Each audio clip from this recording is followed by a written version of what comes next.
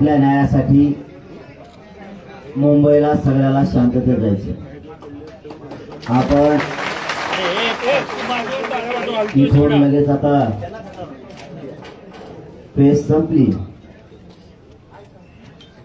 आपण सगळेजण मुंबईच्या दिशेनं लगेच निघणार आहे. थांबायचं नाही. शेवटी आपल्यासाठी आपल्याला आपल्या लेकरांचा न्याय सुद्धा खूप महत्वाचा.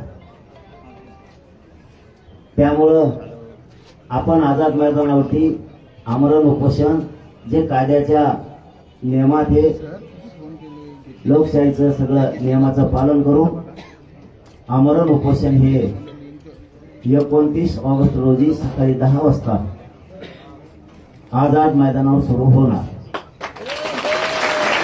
आपण सगळ्यांनी समाजाची मान खाली होईल असं एकाने वागायचं नाही. आपल्याला हुसकवण्याचा प्रयत्न केला जाईल, आपल्याला खुर्ची वागणूक दिली जाईल. शांत डोक्याने राहायचं. आता आरपारची शेवटची लढाई खेळायची. त्याच्यामुळं दम धरून माणूस बाजी जिंकू शकतो. जो कोण संयमानं राहील, ज्याच्यामध्ये डाव टाकायचा दम आहे, ज्याच्यात संयम पण आहे, ज्याच्यात आक्रमकता पण आहे, ज्याच्यात छत्रपती शिवरायांचे विचार पण आहे, तो माणूस 100% यशस्वी होतो. म्हणून सगळ्या डावांचा उपयोग करा, काही गडबड करू नका. जितके दिवस लागतील तितके, पण संयम ढळून द्यायचा नाही. अशी लढाई मराठ्यांनी सगळ्यांनी लक्षात ठेवा. दिसत नसलं, आवाज येत नसला तर शांत चित्ताने ऐका. अशी लढाई जगाच्या पाठीवर कधी झाली नसल. इतक्या डोक्यानं ही लढाई जिंकायची आणि कितीही दिवस लागले तरी हा शांततेचा संघर्ष सुरू ठेवायचा. देवदेवतांच्या नावाखाली आपल्याला विनाकारण आपली अडवणूक केली जाते, विनाकारण आपल्याला त्रास दिला जातो. आम्ही हिंदू असून आमच्या सणावारात आम्हाला लोक रोखलं जातं. गणेश उत्सव सण आमचा, पिढ्याना पार आम्ही गणपती बाप्पाची, महादेवाची, सगळ्या देवांच्या पूजा करतो. आणि आज ज्यांना हिंदुत्वाचं खरंच काही देणं घेणंच नाही, धर्माचं देणं घेणं नाही, फक्त राजकारणासाठी हिंदू लागतो, ते लोक खोटे हिंदू खऱ्या हिंदू धर्म चालवणाऱ्या पोरांना, लोकांना अडवलं जातं. आमचा गणेश उत्सव आम्ही पिढ्यांना पार परंपरेनं सेवा करतो आणि हिंदू धर्माच्या देवाच्या नावाखाली आमची हिंदूची चालवणूक का, या सुद्धा प्रश्नाचं उत्तर अमित शहा साहेबांनी, मोदी साहेबांनी सुद्धा देणं गरजेचं आहे. यासाठी तुम्ही मुख्यमंत्री म्हणून त्यांना इथं बसवलं का, हाही आमचा आता प्रश्न आहे. राज्यात अशांतता सणावाराच्या दिवशी सरकारलाच पसरायची.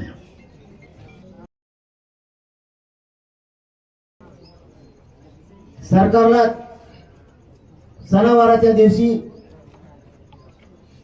आमचे हिंदूंचे सण आणि आमच्या सणावाराच्या दिवशी मोदी साहेबांनी, शहासाहेब, तुमच्या सरकारमधले मुख्यमंत्री जाणून बुजून आम्ही शांततेत येत असतानाही हिंदूला त्रास का दिला जातो, याच्यासाठी तुम्ही बसवलं का?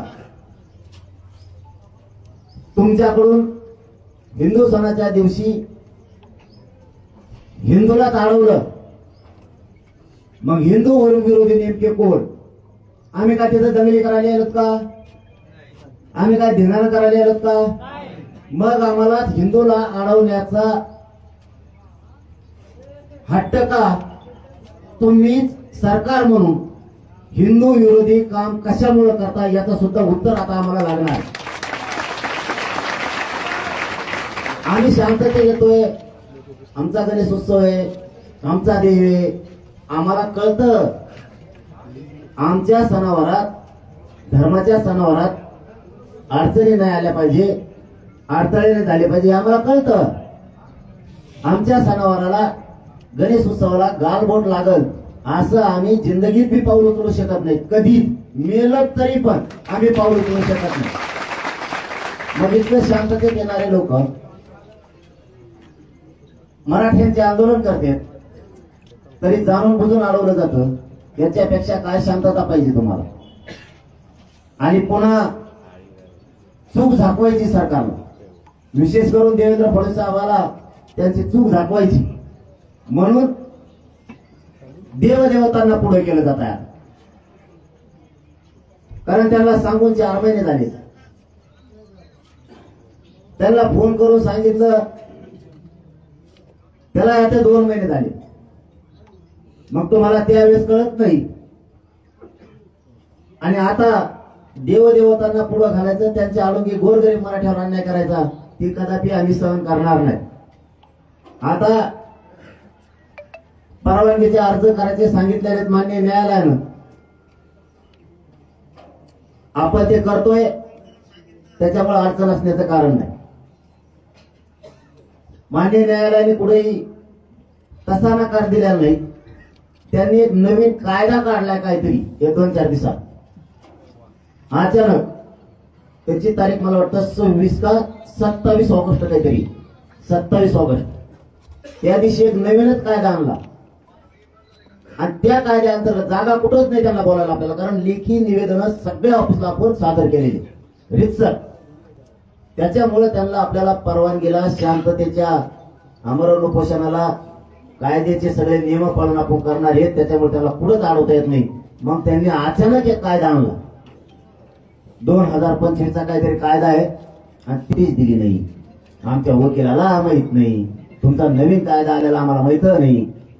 मग तुमचं प्रशासनाचं, सरकारचं काम होतं त्यावेळेस.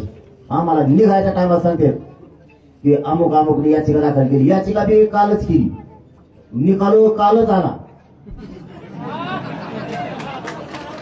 आम्हाला पण सांगायचं, आम्ही न्यायालयाचा सन्मान करतो, आमची बाजू आम्ही मांडली असती. लगेच देवेंद्र फडणवीस असे कसले मग काय देऊ कोण त्यांचा सरकारी वकील, असं कसं होऊ शकतं? इतके दहशतवादासारखे डाव टाकायला नाही पाहिजे सरकारने, कारण ही खरंच लोकशाही नाही राहिली. आता हे लय लांब चाललं. आता अरे इंग्रजांना रोखलं राव, इंग्रजाच्या काळात सुद्धा उपोषण रोखले नाही, देवेंद्र फडणवीसच्या काळात रोखले जाते. काय अवघड आहे. आणि पुन्हा म्हणता आम्हाला बोलता, तुम्ही चुका करता. तसं आपल्याला ती रात्री कायदा माहीत झाल्यानंतर, कारण आपल्याला निकाल कधी आला मला वाटतं 3 वाजता का काय काल, आणि आम्हाला केव्हा निघायचं आज रात्रीत काय करायचं. म्हणजे ते डाव साधला बरोबर देवाच्या नावाखाली, उत्सवाच्या गणेश उत्सवाच्या नावाखाली देवेंद्र फडणवीस डाव साधला. अचानक याचिका लोक त्याचे समोरून म्हणणं मांडणारे त्याचे, आणि लगेच निकाल लागून जातो. न्यायालय आमची बाजू ऐकून घेणार आम्हाला माहिती, आणि न्यायालय आम्हाला न्याय सुद्धा देणार, कारण तेवढीच आधार आम्हाला जागा आहे. न्यायदेवता 100% आम्हाला न्याय देणार आहे. आमचे पण वकील न्याय मंदिरासमोर, न्यायदेवतेसमोर उभा राहणार आहे. गेल्या वेळेस सुद्धा असंच झालं, न्यायदेवतेने आम्हाला न्याय दिला होता, हे सत्य आहे. त्याच्यामुळे यांनी अचानक एक गोळ केला आणि ही मराठ्याला माहितच नाही काय झालं. आपण एक परवानगी ठेवली नव्हती, म्हणजे आपण रितसर अर्ज द्यायची, पण त्यांनी ते नवीन कायदा काढला आणि त्याच्या अंतर्गत केलं. त्याचं ऑफिस सुद्धा सापडा नव्हा. त्या नवीन कायद्याचं जे काय असेल ना, ते डिपार्टमेंटच पुढे मिळाला लागा ना.